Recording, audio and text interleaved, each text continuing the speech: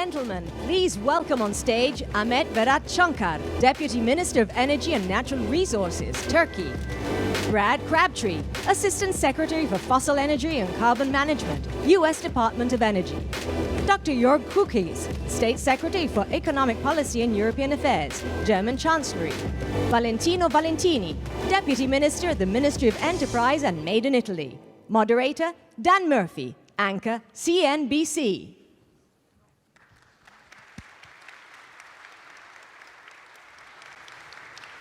Ladies and gentlemen, a very good morning to you, and thank you so much for joining us here at this fantastic event. I also want to thank His Royal Highness and Mr. Lorenzo Simonelli for their opening remarks. Please give them another round of applause. I'm Dan Murphy from CNBC, and joining me on stage is a group of leading policymakers from across the United States and Europe. We are here to talk about the progress of the energy transition, and I am a newsman, so I like to begin with what's happening in the news. No doubt many of you in the room have seen that the United States has made quite a controversial decision to pause US LNG export permits. This decision has been controversial because it was widely criticized by the industry, including from leading voices like Baker Hughes, but it has also been welcomed by climate activists who say this is a step in the right direction when it comes to accelerating the energy transition. So we're going to focus the next few minutes on discussing this issue, what it means for the United States, and ultimately what it means for Europe as well. So Assistant Secretary, you have the floor. In a room full of very important stakeholders, explain to us why the United States has made this decision, and is this about climate or is this about politics? Thanks, Dan. I knew this would be the first question. I actually woke up in my hotel room at 5:30 in the morning, and I turned on the television, and it was CNBC, and I heard Dan's voice saying that LNG would be the issue today at Baker Hughes, and we'll be hearing from Assistant Secretary Brad Crabtree, so I'm prepared. So let me start by taking just a short step back and recognizing the absolutely essential role that U.S. natural gas is playing in the energy security and national security of not only European countries, but our East Asian allies and around the world. And especially following the Russian invasion of Ukraine, as a new major producer in the global market, U.S. natural gas really stepped into the breach, and I would argue helped underwrite political and economic stability in Europe, but other parts of the world. I take that personally very seriously, so do my colleagues at the Department of Energy and others in the Biden administration.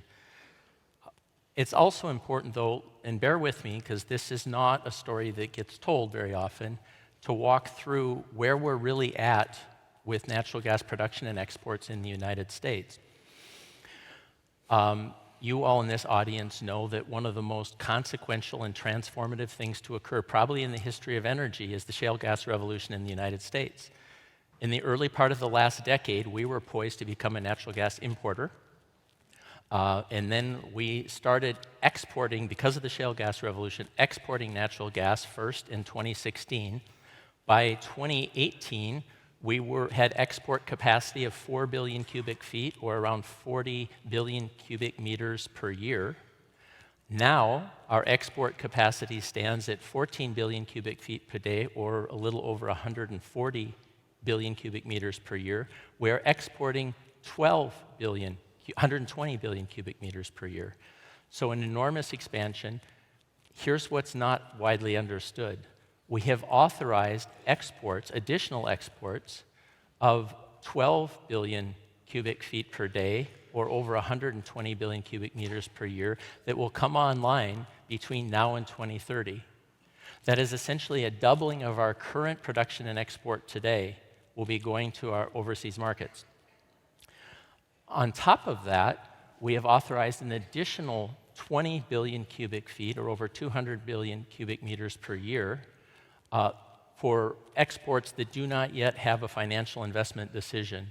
The total volume of authorized exports in the United States is 48 billion cubic feet per day, or over, again, it's more than 480 billion cubic meters. To put that in some context, That's about 45% of our domestic natural gas production. We have already authorized for export. So the pause we have declared does not include that 48 billion cubic feet or 480 plus billion cubic meters of production. We were very careful to make sure that our decision does not affect near and medium term exports that are in construction and will come online in the next few years. Our situation is we have had the most rapid and dramatic expansion of natural gas production and exports probably in history of any country. By the end of 2030, our exports will be 50% or so larger than the second largest producer, Qatar, just again to put that in some context. The final thing I'll share is that we make our decisions about whether exports are in the public interest. That my office actually authorizes the exports. It's our legal obligation to determine whether exports are in the public interest. And we have to use valid analysis, economic and environmental analysis, to make those decisions. The analysis we're currently using is 5 years old. 2018 and 2019 is the last time we updated the economic and environmental analysis we rely on. The world has utterly changed from 5 years ago, and we are duty-bound as a regulator to make sure that we're using the most up-to-date information. Our national labs will be working with us to do the modeling. We will make it in a few months' time, that analysis available for public comment. That does not just limit it to public comment in the United States. Our allies, both in government and industry around the world, feel free to provide comment. It will be robust analysis. I actually believe that it will serve the industry well in terms of responding to criticism, whether it's about domestic prices in the United States or climate implications of our exports.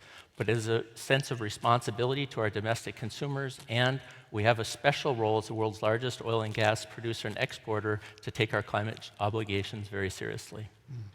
So help me understand what exactly will be assessed in the public interest here, because US LNG, we know, is markedly cleaner than coal and oil, for example, which is why critics have said this is a short-sighted decision. So we will look at domestic and international economic impacts. We will substantively, qualitatively look at energy security and national security implications. And then, of course, environment. And in the case of the environment, it's both greenhouse gas emissions and local and regional and upstream environmental impacts. And those factors are what we apply in determining whether additional exports are in the national interest.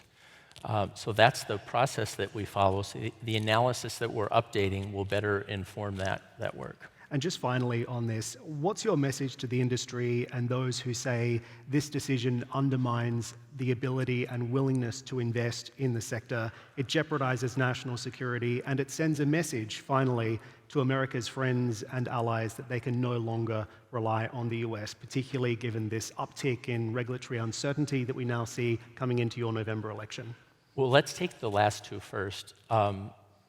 As a matter of the facts of where we're at in our domestic production and exports currently, and where we are going in terms of projects that are now under construction, we are going to play the biggest role in the world in terms of providing product to the global marketplace. That does not change. So in terms of the energy security of the United States or our allies, it's unaffected.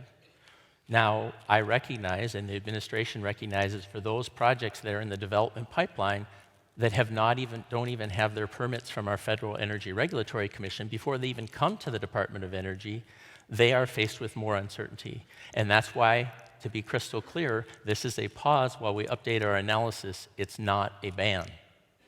And I want to make that very clear.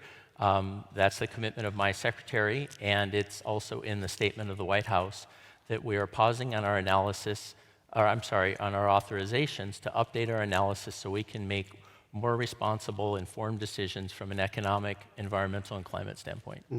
Okay, so let's widen out the conversation. And Assistant Secretary, I do appreciate you taking the time to explain that decision. And I wanted to go over to you, Dr. Kukies, because what we see here is, particularly in the aftermath of Russia's invasion of Ukraine, Germany and Europe broadly doing a terrific job of divorcing themselves from those Russian barrels, and the United States playing a critical role in being a guarantor of European energy security through US LNG imports. So what does this decision mean for Germany? And is this a case of the United States maybe letting go of its allies in the European continent? What's your view?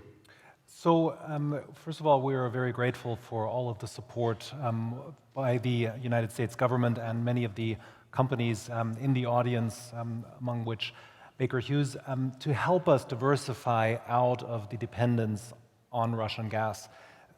Please remember, before Russia's brutal invasion of the Ukraine, we imported 55% of our natural gas from Russia. That is now zero. The same goes for oil and coal.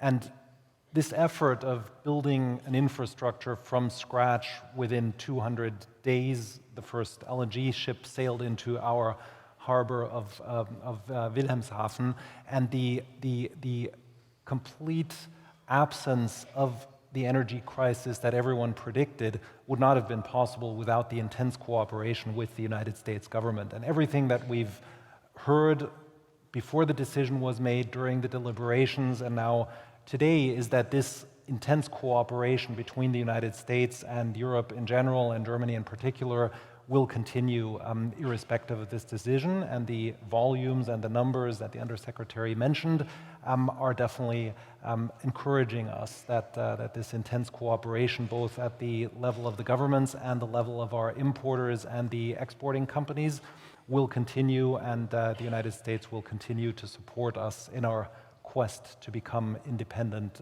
and to remain independent from Russian gas imports. And we'll talk more about Germany's role in the European energy transition on the other side, but I wanted to bring it over to Deputy Minister Conkar, because when it comes to the Turkey example, about 40% of domestic LNG imports come from the United States now as well. So I'm curious to get your take on this decision and whether or not you'll be seeking alternatives as a result.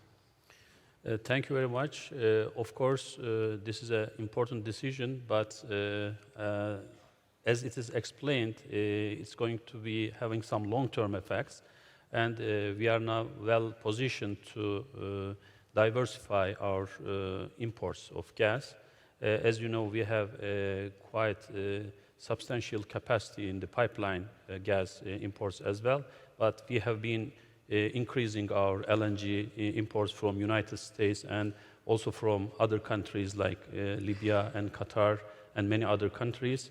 So I think that we have to be careful in implementing this kind of decisions, taking into consideration that European countries are going through an important change because of the Russian-Ukrainian war, and all the energy geopolitics is changing. But we are also working with Azerbaijan, with Turkmenistan, to develop new gas supply for Turkey and for Europe as well. We have our activities in Black Sea as well as in the Mediterranean, so that we have a potential to cooperate and increase the supply of gas from these resources as well. And we would like to also continue our relationship with the United States, especially if we can achieve long-term contracts. I think that would be quite important for our supply security. Indeed. Thank you, Deputy Minister Conkar. And of course, last but absolutely not least, we have to bring in our home country minister here, Deputy Minister Valentini. You've been listening into the conversation. Europe swapping Russian gas for American gas. That means that what happens 5,000 miles away ultimately will impact European energy security and Europe's energy market balances. What's your view on this? Absolutely. The picture has totally changed. In the past, gas used to be a regional commodity. That means it used to be traded regionally via pipelines, and oil used to be global. With the advent of LNG, gas has become global as well. That means whatever happens in any part of the world affects the rest. And if gas supplies, for example, don't go to Asia, will come to Europe. And this leads us to understand, on the one hand, of course, the concerns that have been voiced by our friends and the need to balance, as always, the environmental impact of our actions, but also the need for long-term views. And in this case, of course, if I make a comparison to the rest of the world now. In the LNG world, the United States has become the Saudi Arabia of LNG. Saudi Arabia usually also plays this balancing role in the world of oil. Well, now it's the United States. Obviously, this is in economic terms. The United States has a much bigger role now, which is a strategic role, because never before was the connection between security, energy security, and security worldwide has been so strong. So I'm sure that decision will be taken in that sense. And the third point is, it's very important to give indication, guidance. One of the hardest words nowadays. Looks a lot of companies don't seem to be giving guidance as much, but it's important to give guidance to the sector, tell them where we're going, because one of the big prices we've been paying was during the pandemic. All of a sudden, during the pandemic, people started to say, oh, well, you see, the transition is gone, oil is no longer necessary, and people stopped investing. And we have to prevent the cyclical nature of this sector, because this sector is central to our environmental security, to the success of the green transition, and also to our security worldwide. So we have to give guidance and continue to invest, because we have to avoid a boom-bust situation in this moment, and especially when we've seen that the energy now has become also very interdependent. Whatever happens in the oil sector affects the gas sector, whatever happens in LNG affects the rest, and affects the overall price. So the system is very complex, it is very interconnected, it is global, and it needs to have certainty. So I certainly understand the decision of our American friends. I hope they'll continue to play the role they've played, and we also have to thank them, because Italy was able, in a year and a half time, to complete a full transition. We're now looking, we've probably not 50%, but some 1/3 of our imports came from Russia. They no longer come from there, and we look to America to play this stabilizing role, which is fundamental for the West, and I think for the world at large. Fascinating. Assistant Secretary, did you want to react and respond to that, the Saudi Arabia of global energy? Well, so, I mean, I think that encapsulates both the opportunity and challenge that we face. We are the world's largest oil and gas producer and the largest gas exporter in the world today. Americans, as a country, don't conceive of themselves as an OPEC country. I mean, just that kind of mental model, most obviously in my state of North Dakota and Texas, obviously there is that perspective of our role in the world, but broadly in a national sense. And so, you know, the Biden administration, President Biden has made the most significant climate commitments of any president in US history. And so we are very much focused on how we play the role that the Vice Minister just mentioned in supporting the energy security of our allies in the world, while at the same time meeting our other commitment, which is to achieve net zero emissions by 2050. I personally believe that's possible. We are investing in terms of our federal funding for technology demonstration and infrastructure. In our infrastructure legislation, we have a very ambitious package of tax credits in the Inflation Reduction Act that are worth hundreds of billions of dollars at a minimum, that will provide the kinds of tools that companies need to invest in the decarbonization of our natural gas production and exports. And that includes, you know, producing hydrogen and ammonia from gas over time, a whole lot of things so that these molecules can be decarbonized between now and 2050. So I am very, very optimistic with the investments that we're making, the technology innovation we know is possible just from our experience with renewables, for example, that we can do this, but we have to be very intentional about it.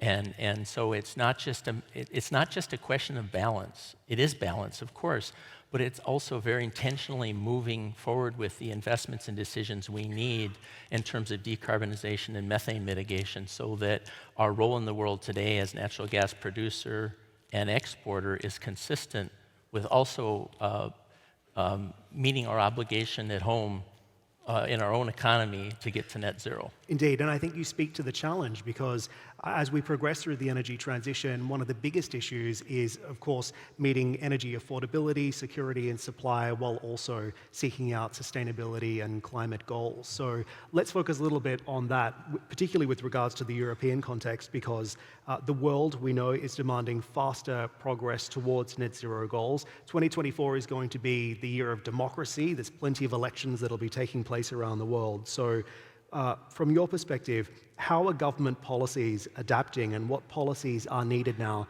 to accelerate the transition? Dr. Kukies, perhaps you can address that first. Well, we have a variety of policy decisions that we made in addition to importing LNG as a transitory method for the time where we still are consuming gas.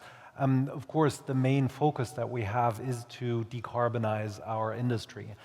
The plan is to be carbon neutral, climate neutral in 2045.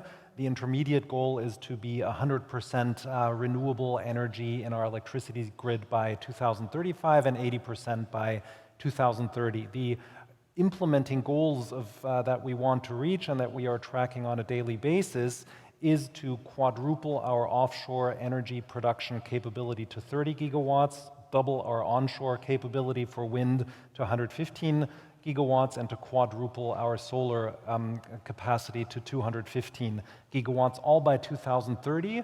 Our energy industry is estimating that will introduce capex, the vast majority of which coming from the private sector of 600 billion euros in the next 7 years, which will be split about 475 billion in the energy producing areas and 125 billion in the transmission. So that does not include yet, like for instance, if a steel company decarbonizes their steel production, that comes on top. So this is a huge investment project. And I watched with very great interest that several turbines are outside of this room that show how to make hydrogen-ready gas turbines. So all of that will be part of our strategy because, of course, we also need a strategy for the intermittent period where the wind isn't blowing and the sun isn't shining.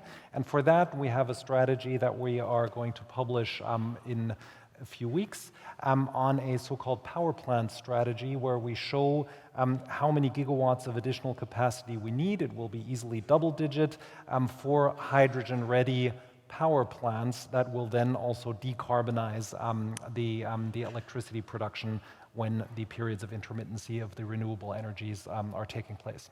Can you achieve all of this given the budgetary pressures being faced in Germany at the moment? Well, the vast majority of the investment was always planned to come from the private sector. And we are seeing, whether it's offshore, onshore, or solar, whether it is the hydrogen backbone of 10,000 kilometers that we just agreed to be built with our private sector industry, that the vast majority of this investment is going to come from the private sector. Of course, that, if anything, has increased in importance because of some of the constraints that we're facing from the budgetary side. But we do have a record volume of public investment in the 24 budget, despite the ruling by the Constitutional Court and the restrictions it imposes. So yes, we have some restrictions, but we are still investing 54 billion in our budget alone.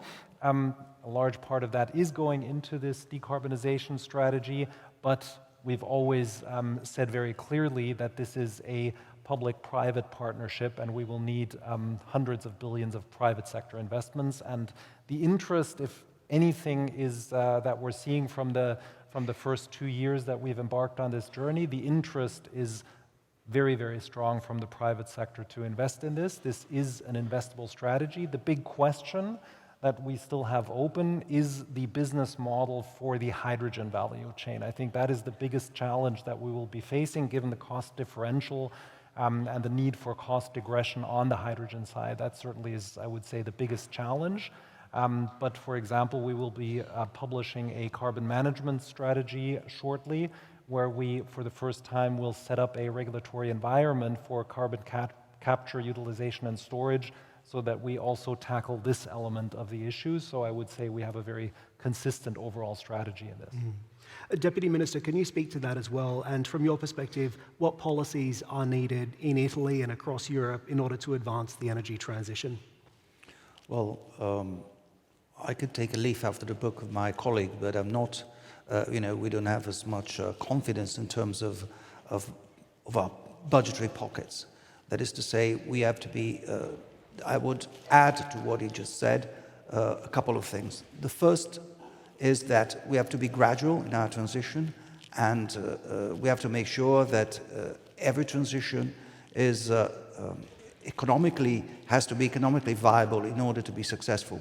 We also have to make people understand that the transition doesn't just mean full-on investments, and that the investment we make do have success, because the vision is there. The vision is to go to increase the renewables, probably Europe, Southern Europe, or maybe Africa. We're talking now about the plan for Africa would be producing from solar power, and Germany would be producing from mostly wind power, but the idea would be to then have this flow in energy from the south to the north. But that takes a lot of investments, not just in the installment of solar energy, but also in everything that has to do with transmission.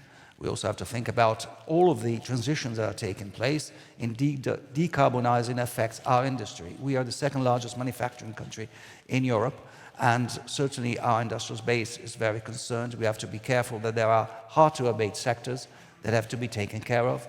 And our government so far has been technology neutral. That means to say we have to keep our goals in mind.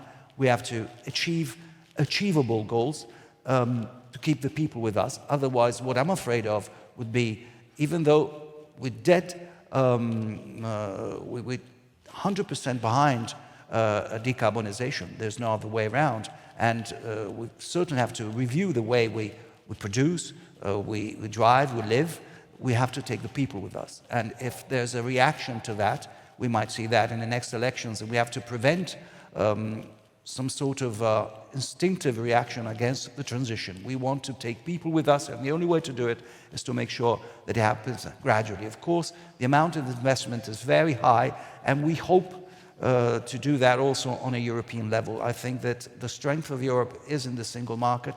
I think we have to recognize again what our European level investment that has to be made, and if we divide ourselves up in trying to compete one country against the other, it would probably come to naught. So we have also to use the European level not just to fix standards one after the other, but also to find common resources, maybe even, and that would probably go against the grain of some European countries, but even to think of a federal budget, of a federal European budget, in order to undertake this huge investments that we know are necessary.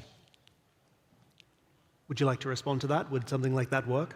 Yeah, I mean, I think the interconnection within Europe is absolutely essential. Right. So Germany and Italy agreed on a corridor from North Africa through Italy to Austria to Germany to allow an increased throughput, first of gas, then of hydrogen. We have the same agreement between Spain, France, and Germany. We have the 8 countries of the North Sea that are working on establishing a wind corridor from the North Seas in Ireland all the way to Denmark, and then from Denmark in the Baltic Sea all the way up to Finland. So this interconnection, which will also spur a huge amount of investment on interconnectivity of our electricity grids, is a very good and powerful diversifier. If we achieve that, to have a true internal market. We were just talking, which is also something that I think is a very positive opportunity with the Ukrainian side on using the Ukrainian capacity to store gas to additionally diversify our possibilities, and what we need to do in terms of state guarantees for those investors willing to work with that would double the capacity of gas storage in Europe, also making us much more independent from Russia. So I think all of those elements are very good pan-European initiatives to diversify ourselves and to use the diverse ways to produce electricity and power to our strength. Okay, Deputy Minister Conkar, I'll bring it back over to you now as well, because looking at this from an economic perspective, I think one of the most fascinating stories of last year was Turkey's economy. Double-digit inflation, double-digit interest rates, but a real reset when it comes to the economic policy on the ground there under this new economic team. What are the policies required in Turkey in order to advance your own energy transition and to diversify supplies, given some of the economic challenges you still face in the backdrop there, despite this reset that has happened? Yes, the economic situation is getting better, it is getting stabilized, and the economy is now growing, and the inflation is now checked. So we are in the right direction, I would say. After the elections, I think it's going to be picking some speed as well. The energy transition in Turkey dates back to 25 years ago. Turkey carried out a revolution in the field of energy since then. During that period, we enabled the private sector to become a stakeholder in the Turkish energy space. This revolution was followed up with the national energy and mining policy, whose goal was to realize major projects to enhance energy supply security. Turkish energy sector may be characterized with two major challenges. The first one is import dependency and the increasing demand. We import almost all of our natural gas and more than 70% of our oil needs. We have now set targets for 2035 and 2053 to achieve net zero emissions that make our energy transition much more challenging now. This is an ambitious target that will positively affect many sectors such as infrastructure, transportation, agriculture, technology, and transmission systems. According to our national energy plan, which addresses these two major challenges, our aim is to reach 190 gigawatt of installed capacity by 2035, and 74% of this capacity will be from renewable sources. To reach that target, we will commission 3.5 gigawatts of solar and 1.5 gigawatts of onshore wind capacity each year.